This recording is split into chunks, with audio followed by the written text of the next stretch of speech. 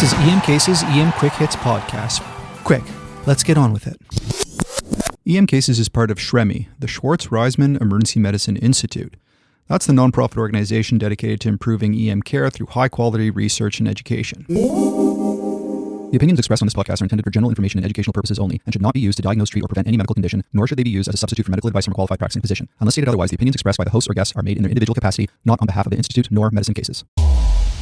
This episode is brought to you by Easy Resus, your ultimate support for the first hour of resuscitation.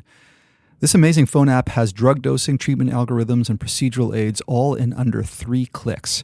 Rapid access to life-saving critical info in a user-friendly interface.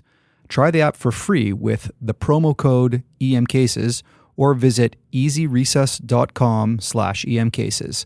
That's the letters easyresus.com/EMCases. As part of our Best of University of Toronto EM Quick Hits series, it's my pleasure to have back on the show Dr. Olivia Ostro. Dr. Ostro is an academic clinician and the Director of Quality for the Division of Pediatric Emergency Medicine at the Hospital for Sick Children and an Associate Professor in the Department of Pediatrics at the University of Toronto. With her work in patient safety, she's developed a special interest in a relatively uncommon but life-threatening true emergency that unfortunately is on the rise, where super fast recognition and management is paramount.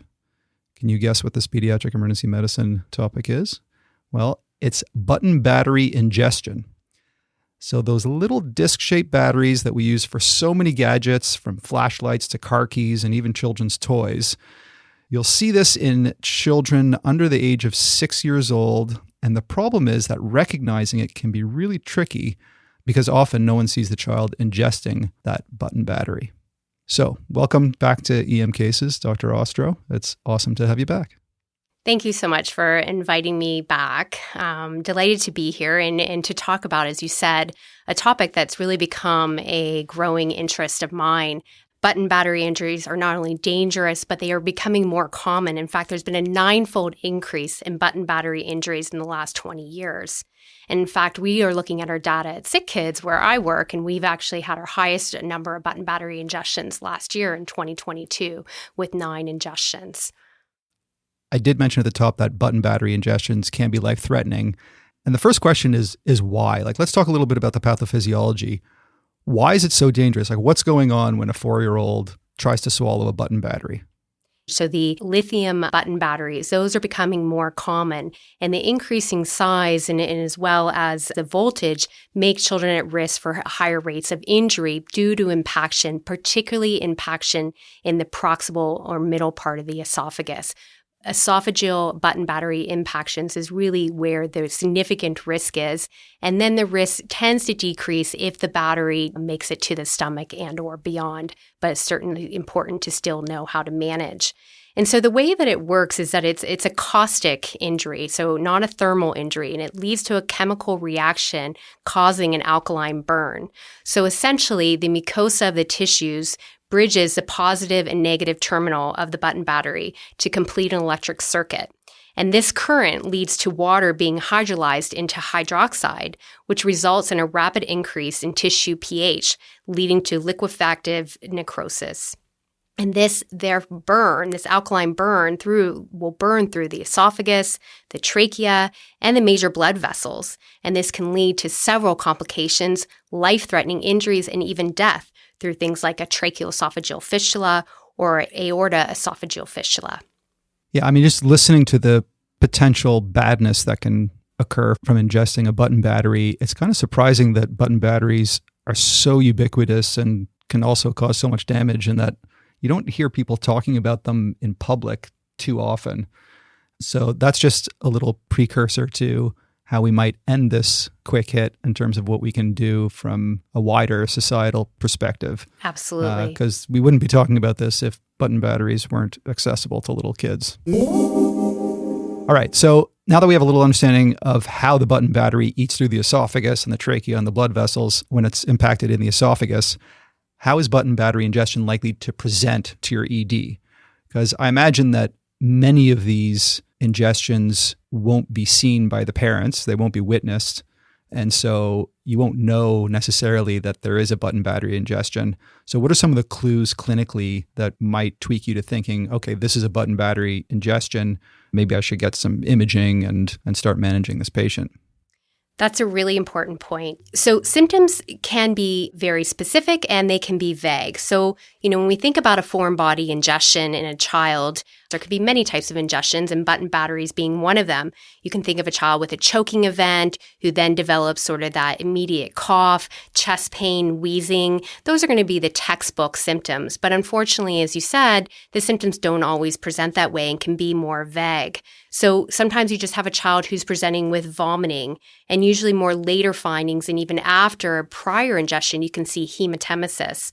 You can see a child presenting with decreased feeding, acute food refusal that's not really explained why, and some respiratory symptoms, and they're even described in the literature a fever. So you really need to have a high suspicion to have button battery ingestions on your differential diagnosis. Additionally, sometimes parents do witness an ingestion, but they're uncertain what the object is, or parents might often present saying that their child swallowed a coin. When I hear a child swallowing a coin, I always think that this could potentially be a button battery until proven otherwise. Great point. So when a parent comes in with a suspected object, including a coin, always keep in mind that coin, we need to prove that it's not a button battery. And we'll talk about how to use our x-rays to help us distinguish a coin versus a button battery. That's a great pearl. I love that, because I have to be honest that when a parent tells me that a child's ingested a coin, I just take it at face value and, okay, they've ingested a coin. But that's one that I imagine can get easily misinterpreted. And what about the timing of the onset of symptoms? I mean, my understanding is that this caustic chemical reaction that breaks down the tissue and causes severe burning, this can all happen very quickly, like within hours, but that it can also be delayed. So how about the timing? Can you tell us a little bit about the timing of the presentations and the onset of symptoms? So the timing of presentation after ingestion has a wide spectrum from a couple hours to several days. And a lot of that gets back to whether the ingestion was witnessed or not by parents. But what's important to know is that really the damage to tissue starts within 2 hours.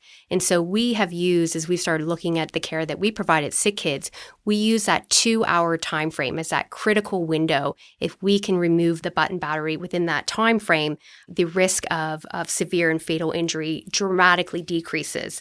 But the literature really supports that the risk for more severe injury and death tends to occur after 12 hours of ingestion. And that's because after 12 hours, we know there's an increased risk of perforation. Okay, so time is esophagus, time is life of the child. I want to talk about first what you can do in the emergency department, what you need to do in the emergency department for a suspected button battery ingestion. So there's imaging, and then there's some initial treatments that we can give. And I imagine that you want to get the imaging done and give your initial treatments in parallel as soon as possible. So can you just give us a sense of how you would manage a patient, let's say a 3-year-old, let's say it's a known button battery ingestion.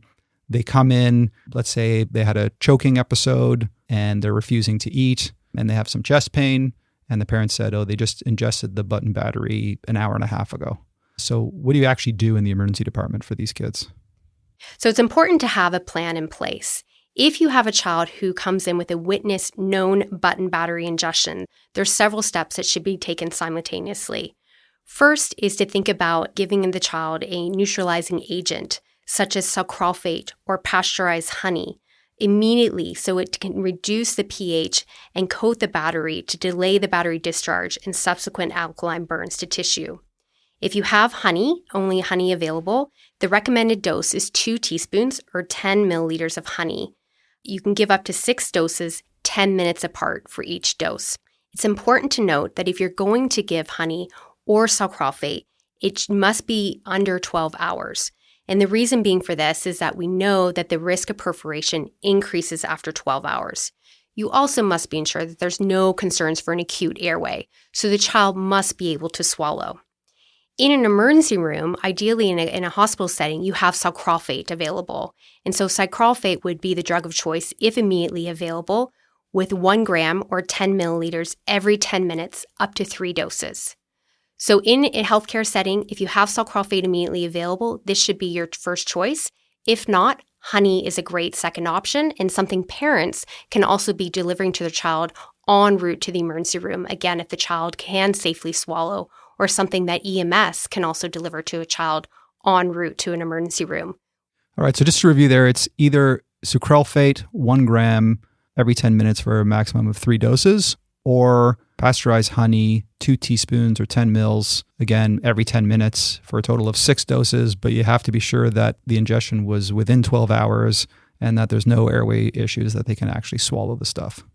That's correct. Got it. Okay. And besides the sucralfate or honey, what else can we do for these patients in the ED until they get definitive management in the OR if it is impacted in the esophagus? In parallel, you want to have a mechanism in place so that the child can receive a STAT, AP, and lateral X-ray. That includes the neck and the chest to look for the site of the battery. What you're looking for on the X-ray is what's called the halo sign on the AP and the step-off sign on the lateral X-ray. And these are pathognomonic for a button battery and can help you distinguish from a coin. All right, let's go over those. So the halo sign for the AP and the step-off sign for the lateral X-ray. Can you just try and describe those? And we'll have some pictures in the show notes to go along with that. For sure. Pictures are really helpful to take a look at so you know to recognize it. But the halo sign really has this outer ring type presence that you will see on the disc battery that you would not see present on a coin. And then on the lateral sign, on the lateral X-ray, you will see the step-off sign. I would describe the step-off as an interrupted circle where you're seeing sort of a step or a wedge moving into the circle that doesn't keep it a completely circular, perfectly circular shape as you would expect. So again, the halo sign on X-ray is on the AP, and you'll see sort of a ring within a ring. So 2 rings rather than 1 that looks like a halo. And then on the lateral X-ray, you'll see the step-off sign, which is sort of like a wedge taken out of a circle. That's correct. And it can be very subtle. So you really want to zoom in when you're looking at these images so that you can find them. And again, if you're not certain, have that high index of suspicion, reach out to your local radiologist or another colleague to take a look at that film with you. Okay, great. So let's say you've identified the button battery in the esophagus. It's time for lights and sirens and getting your pediatric tertiary care center on the phone for endoscopic removal of the battery. But let's say the battery looks like it's passed through the esophagus into the stomach or the duodenum. How does that change your management? Yeah, it's a great question. And this area has been a bit more controversial in how we manage batteries that are distal to the lower esophageal junction, so in the stomach and beyond. And really, it comes down to the patient's age and the size of the battery. So if a child is younger than 5 years, or the battery is greater than 20 millimeters or larger, then really urgent removal is recommended. But otherwise, for older children or for smaller size batteries, often these patients can wait and sort of observe to see if any symptoms develop. And a lot of times these patients will pass the battery on their own within their stool. And then if the battery does not pass or symptoms were to develop before the battery passing, then the parent should be instructed what to look out for and when to return to your emergency room for repeat imaging. It's really important to have a plan in place in your local emergency department of how you're going to handle a child that comes in with a button battery ingestion. Because as we talked about, timing is everything, and that window of 2 hours is really, really critical. So in secondary prevention and really aligning with high reliability principles in patient safety where we have that preoccupation with failure, it's important to know what will our emergency room's plan be to ensure this child has endoscopic removal of this battery as quickly as possible. So depending on your centers, your plan may vary. In some centers, that might be your local ENT colleagues or your gastroenterology colleagues who can remove the button battery for you. But in other centers, that is not feasible, and they need to go to a pediatric tertiary care center. And critical in doing that, everything in parallel should be notifying that tertiary care center that you're sending a child to them that has a button battery impaction, again, to limit time delays, because we know the time that it takes to get an operating room prepared, to have an operating room available, and to get all the people required in to get that battery removed in an OR. And so the more that we can prepare our teams and prepare our different facilities that we need to help, that will help limit the amount of time of the impaction. So that might involve calling an advanced transport team who can assist with getting a child to a higher level of care more quickly.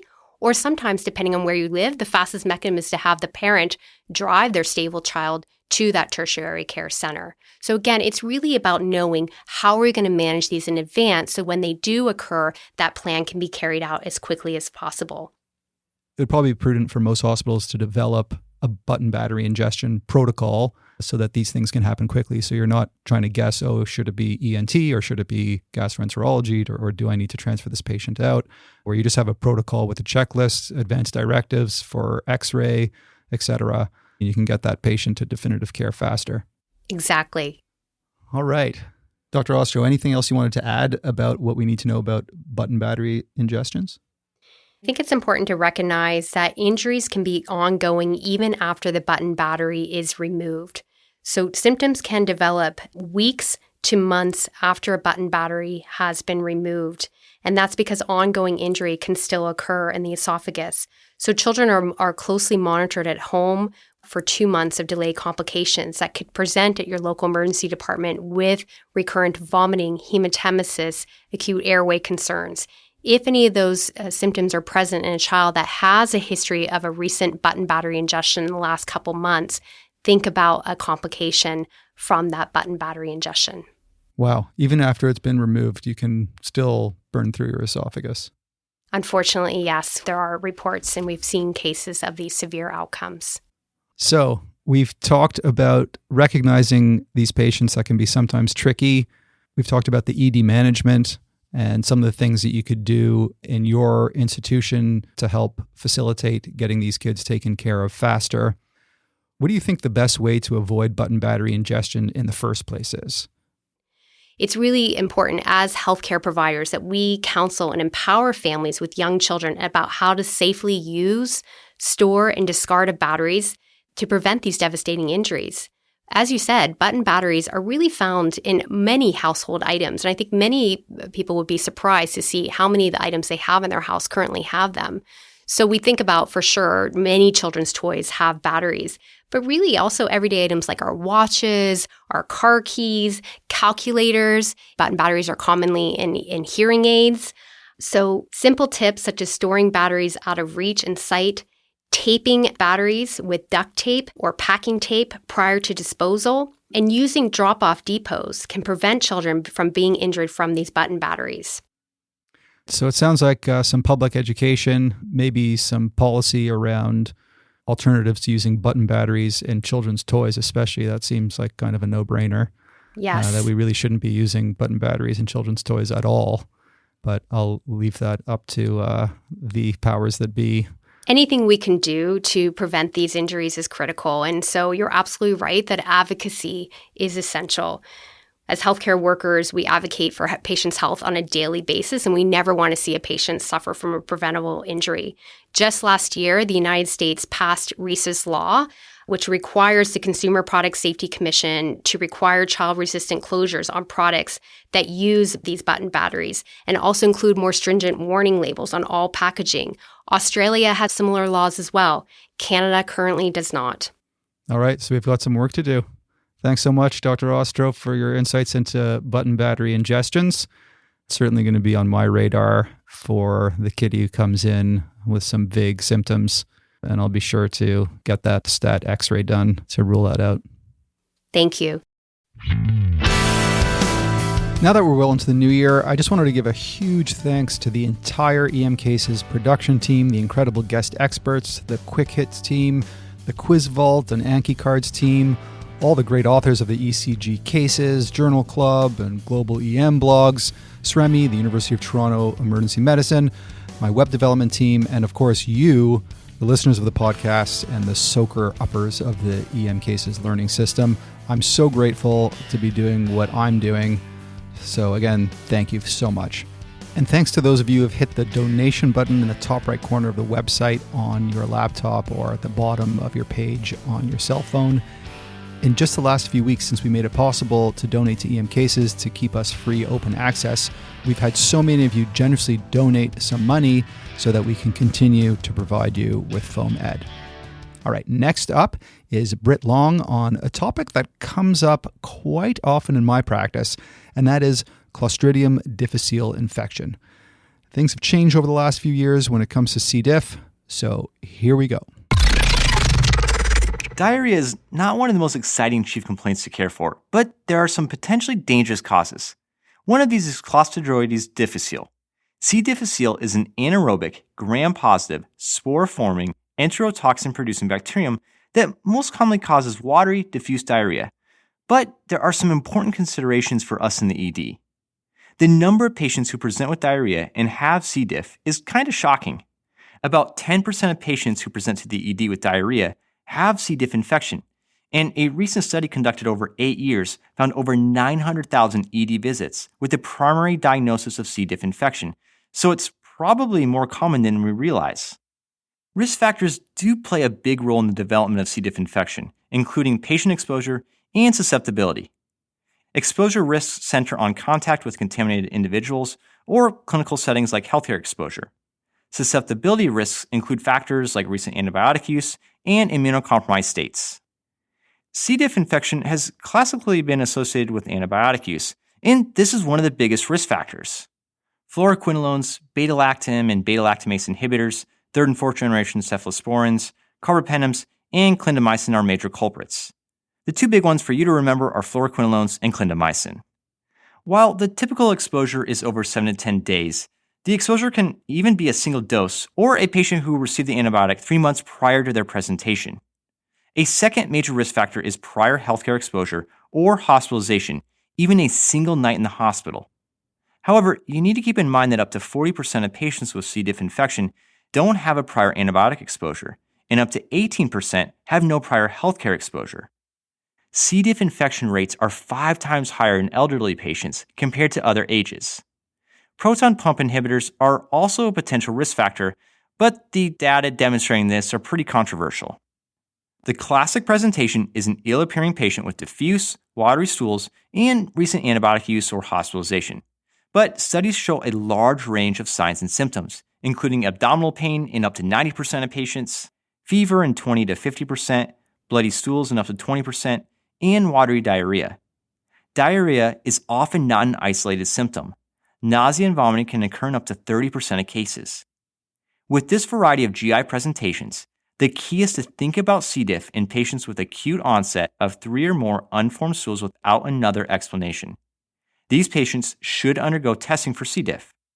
Also think about C. diff in those with GI symptoms plus constitutional symptoms like fever or chills, as well as a pertinent history of antibiotic use, comorbid conditions, and recent healthcare visits. With that, what testing should you consider? Testing really centers on detection of the organism or the production of toxin A or B. The most common tests in the ED include a toxin assay and nucleic acid amplification. Toxin assay is specific, but it only has a sensitivity of around 50 to 60%. The nucleic acid amplification test is very sensitive, but it can't really differentiate asymptomatic colonization from active infection. So be sure to obtain this only in your symptomatic patients. While there isn't any general consensus as to which lab test is the best for C. diff infection, most centers use the nucleic acid amplification test because of its higher sensitivity. Current guidelines emphasize a 2 or even 3-step algorithm, basically using a high sensitivity test and a high specificity test. The key takeaway is to follow your institution guidelines when it comes to testing. The next step once we have a positive test or think C. diff infection is present is to determine the severity. But unfortunately, there really aren't clear prospectively validated severity scores, and even current guidelines aren't agreed upon. Current severity classifications are based on laboratory values and the patient status. There's non-severe, severe, and fulminant. Severe infection includes patients with a white blood cell count over 15,000 or a creatinine of greater than 1.5 milligrams per deciliter. Fulminant infection includes patients with signs of shock, vasopressor requirement, elevated lactate, or toxic megacolon. Toxic megacolon is a deadly complication. You need to think about this in patients with peritonitis, severe pain or tenderness, distension, and guarding. Imaging will show a significantly dilated colon, usually over 6 centimeters. Recurrent infection is defined by 3 or more C. diff infection episodes. Finally, let's get to therapy. The first step is stopping any causative factor, like an antibiotic.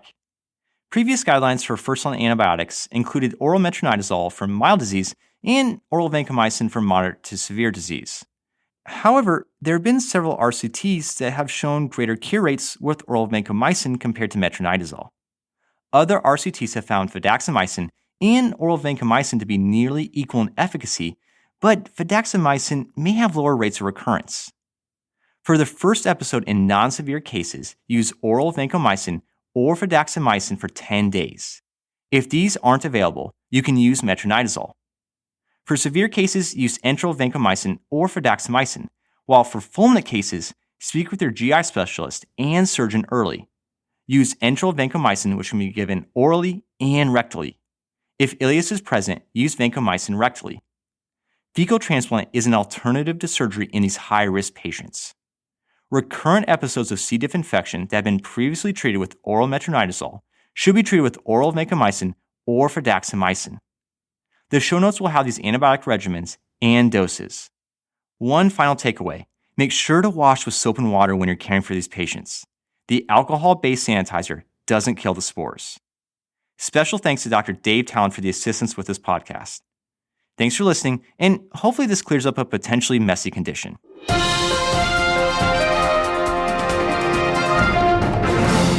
Excellent review of the key things we need to know about C. diff and the ED. Thank you so much, Dr. Long.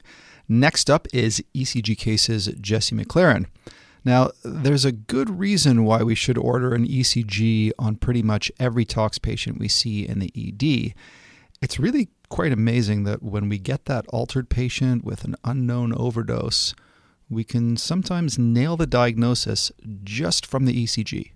So here's Jesse McLaren on ECG interpretation in the tox patient.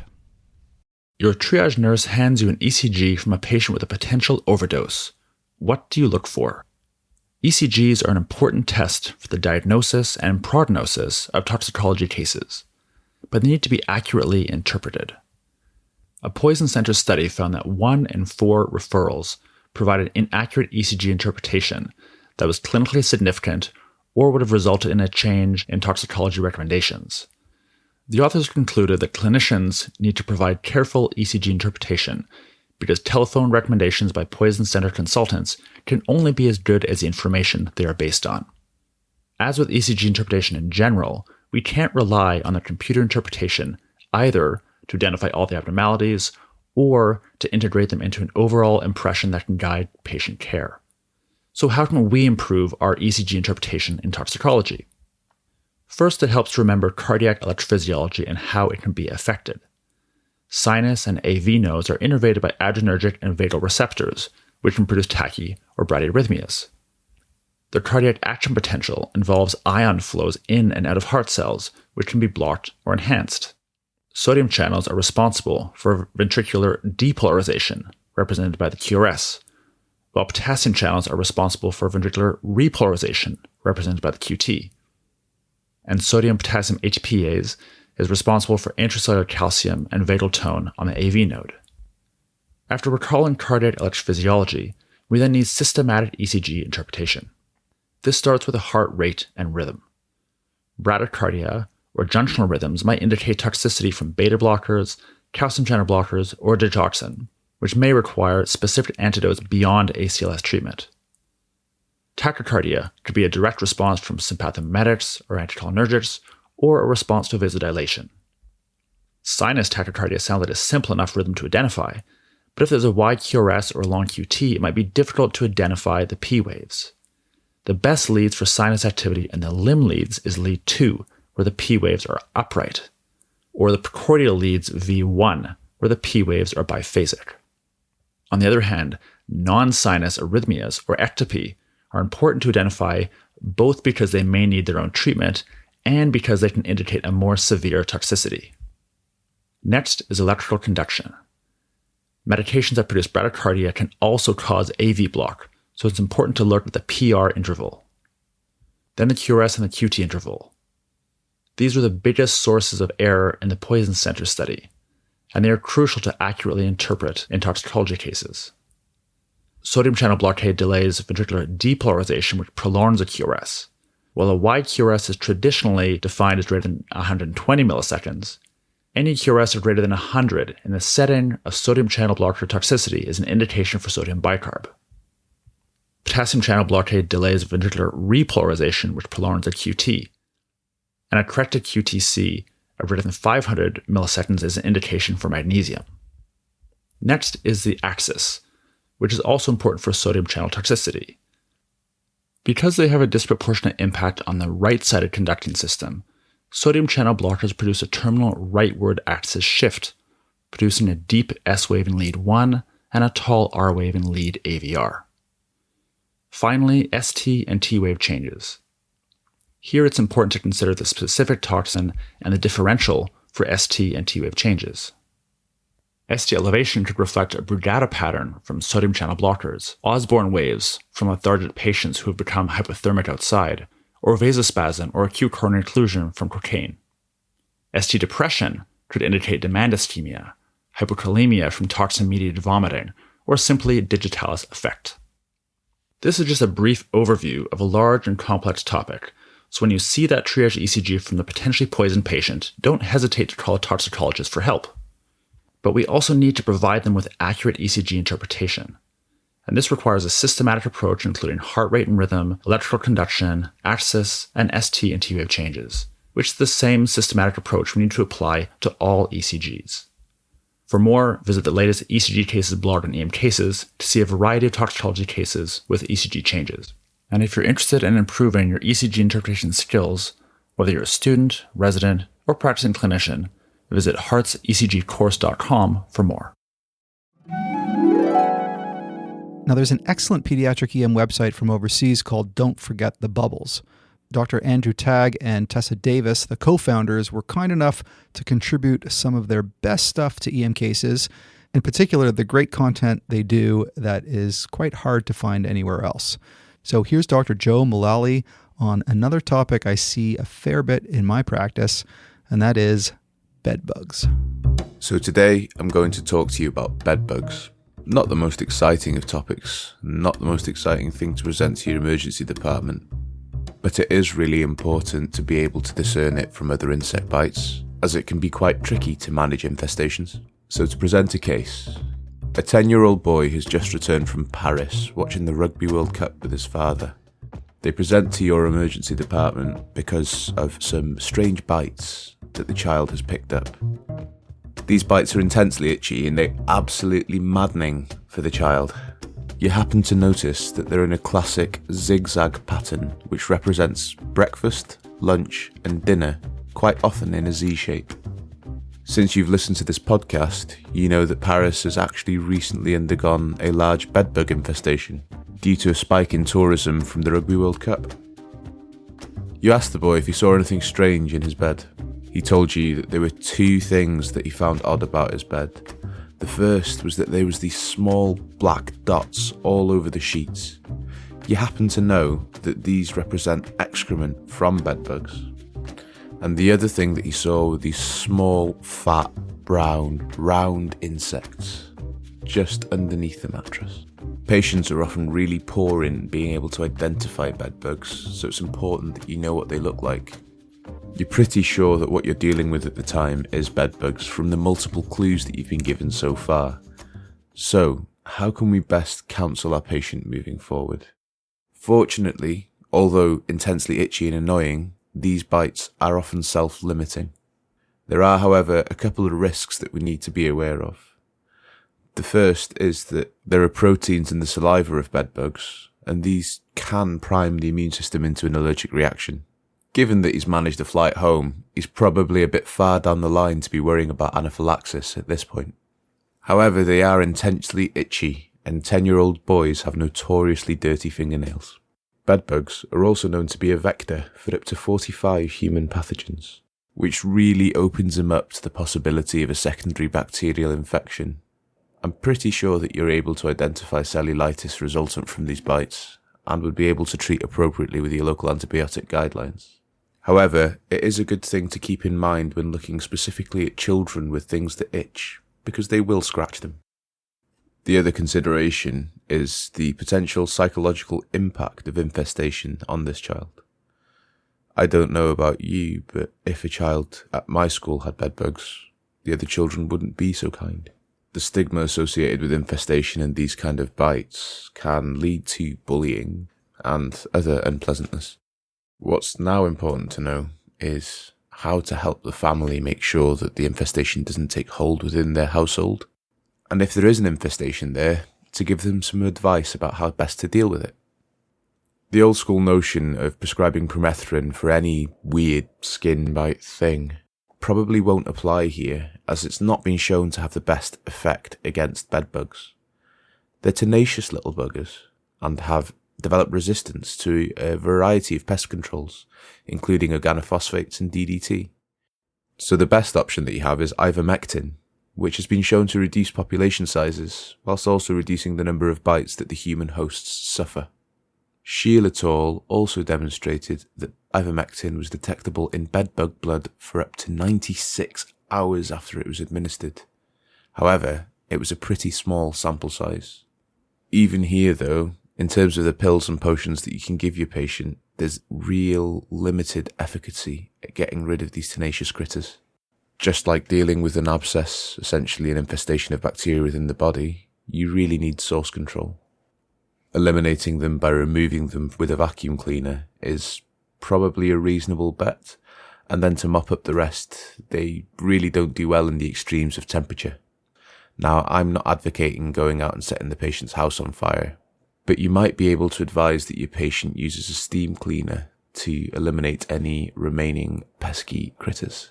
I'd also advise them to put their bedsheets on a wash of at least 60 degrees Celsius. That's 140 Fahrenheit for our American listeners, but I really don't know what your washing machine settings look like, to be honest. Failing that, you'll need to get the exterminators out to get rid of these pesky pests. Part of their tenacity is that they can easily survive up to 70 days without a meal, which is certainly a bit better than I can do. Hopefully this gives you the tools to deal with bedbugs when they present to your department. This show is sponsored by BetterHelp. What are some things that you want to keep the same about yourself or the way you live in 2024? In what ways are you already doing well? Well, around New Year's, you might come up with a list of resolutions and zero in on how to change yourself instead of expanding on what you already are doing well. Therapy helps you zero in on your strengths, so instead of trying to fulfill extreme resolutions, you can make effective, meaningful, positive changes. The therapy that I did when my good friend committed suicide was hugely beneficial. It helped me learn some key coping strategies and empowered me to be the best version of myself. If you're thinking of starting therapy, give BetterHelp a try. It's entirely online, designed to be convenient, flexible, and suited to your schedule. Just fill out a brief questionnaire to get matched with a licensed therapist and switch therapists anytime for no additional charge. Celebrate the progress that you've already made. Visit betterhelp.com/emcases today to get 10% off your first month.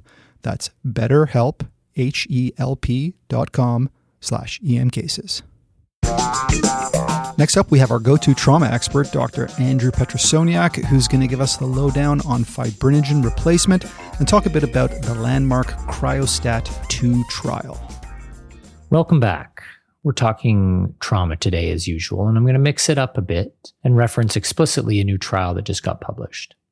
I typically keep these very clinical, but this trial warrants some mention, and I'll describe how I think it can be interpreted in the clinical arena. We're going to be talking about fibrinogen replacement in bleeding trauma patients. What's the best available evidence and how our knowledge is changing? So let's get into it. The trial is Cryostat 2. This is an important study that was just published in the UK. And as you may have guessed from the name, it was looking at the administration of cryoprecipitate for trauma patients. In this case, the investigators compared empiric cryoprecipitate to usual practice in patients who had MHP activated. The usual practice being waiting for the level and then giving it to those who have low levels. So here's the bottom line up front. The addition of early and empirical high-dose cryoprecipitate did not improve all-cause 28-day mortality.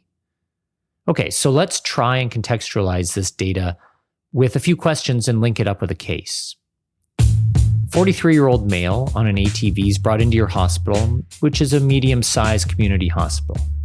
He has suspected chest and intra-abdominal injuries. He arrives in the ED with a systolic blood pressure of 85, diastolic of 50, heart rate of 112. It's fairly evident he's bleeding. His FAST exam's positive, his pelvis is stable, he's got a femur fracture. His GCS is 12, but no obvious motor deficits. You call for a few units of uncrossed RBCs because you can get those fairly quickly.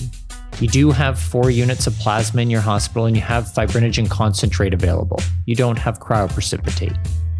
It's clear he's in hemorrhagic shock. You may also have a component of obstructive shock from a pneumothorax, and you'll sort that out. But now you're wondering, mostly because you heard the trauma guy on EM cases talking about fibrinogen, whether you should give empiric fibrinogen replacement. Well, let's go through this in a bit of detail with 4 questions. Number 1, what do I need to know about fibrinogen and clotting? Well, I'm sure there's plenty, but we're going to just focus on the simple stuff. It's a protein made in the liver, and it helps with platelet aggregation. It forms strong and stable clots. I think that's all we need to really understand for this purpose. A key element is that it's the single coagulation factor that is affected most and earliest in trauma-induced coagulopathy. So those levels fall fast and they fall early. In fact, low fibrinogen is found often, actually more than 50% of severely injured trauma patients. And it's been studied pretty extensively, and time again, we find that in bleeding patients who have low fibrinogen, they have greater blood loss, they require more blood product replacement, they have worse outcomes, and overall, low levels are associated with increased mortality. So in summary, low fibrinogen when you're bleeding is bad, and that's common in trauma patients, except not all trauma patients. And that'll be important later, and why Cryostat 2 wasn't a positive trial. So, question 2. If low fibrinogen is linked with poorer outcomes, then replacing it must be good. And how should I do that? Well, first, we actually don't really have RCT level evidence saying that in patients with low fibrinogen, replacing it leads to better outcomes compared to if we didn't. We're kind of just left assuming we should replace it. So given we don't have better data, we've had to assume that replacement is good when it's low. But for the EBM folks out there, I hear you. The data isn't strong on saying replacement will result in better outcomes, but for now, that's what we have. In Canada, most of us have shifted to using fibrinogen concentrate. The brand names are Fibriga or Riostat, and it's been shown to be non-inferior to cryoprecipitate with a few more upsides. Now that's in cardiac surgery patients. So we've taken a few liberties and now extend this to trauma patients. And in most hospitals in Ontario and maybe across the country, we've replaced cryo with fibrinogen concentrate. So fibrinogen concentrate, you give 4 grams. It's rapidly reconstituted. Cryo needs thawing. It has a longer shelf life and very low transfusion risks. It's overall an easier to use and probably safer product than cryoprecipitate. Question 3. So now when should we give it in trauma? Well, with Cryostat 2, I think it's shown us that we shouldn't typically be giving fibrinogen concentrate empirically. This study didn't compare giving it versus not giving it. No, instead it was about giving it empirically versus waiting for labs and then giving if it was indicated based on the local hospital protocols. Realistically, I don't think most people in Canada were giving it up front, so it probably just reinforces our current practice in Canadian emergency medicine.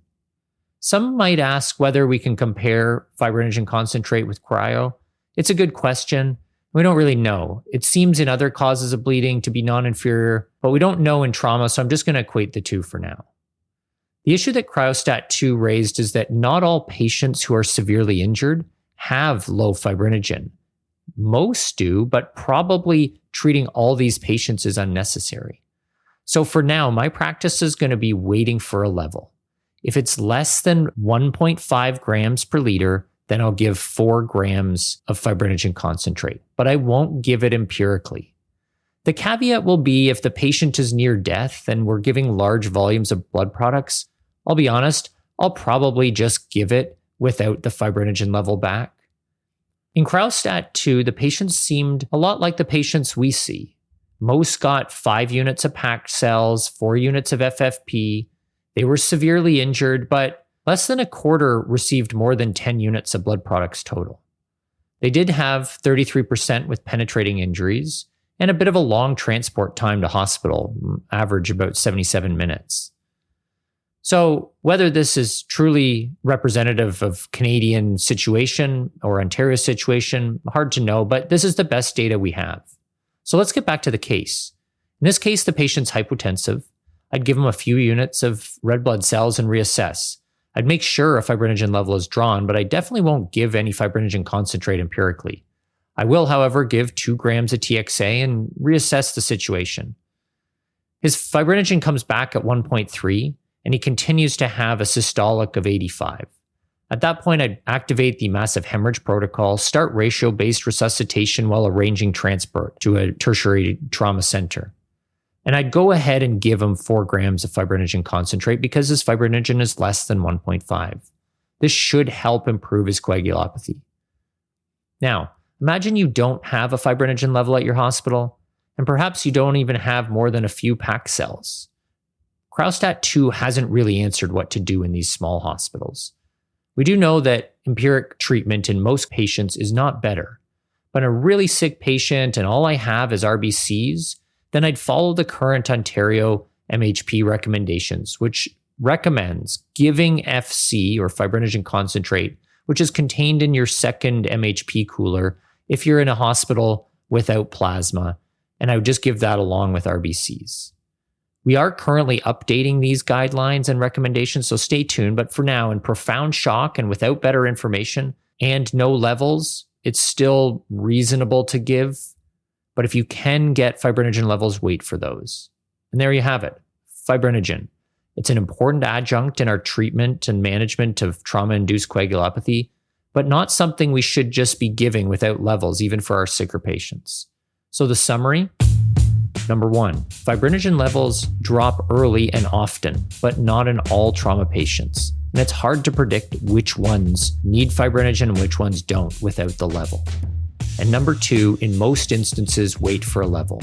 Once it comes back, and if it's less than 1.5 grams per liter, give 4 grams of fibrinogen concentrate and continue to monitor those over the coming hours. That's it for now. And now a word from one of our sponsors, Easy Resus, your ultimate support to save lives during the first hour of resuscitation. Picture this. You're faced with intubating a seizing child, managing a peri-arrest patient with a beta blocker overdose, or resuscitating a breathless premature newborn. Calculating doses, setting up drips, choosing the right equipment, and remembering each step can be overwhelming. Easy Resus changes the game. Download Easy Resus today. Use promo code EMCases, that's one word, EMCASES, to get your first 2 months free, or visit easyresus.com/EMCases for more details. And Easy Resus is EZRESUS. Usually in the EBM quick hits, I bring you the biggest, the highest quality studies, those huge multi-center efforts. But this time around, I wanted to cover a small single-center trial because I think it's an interesting little trial, which is easy to understand clinically, so it allows us to focus on a few key evidence-based medicine lessons that I think will help you in your career. So this is CIBER 2023 in the journal Pediatrics. It's a single-center, open-label RCT looking to see, very simple question, does cold air improve symptoms from croup? And it's such a great, simple question for a trial.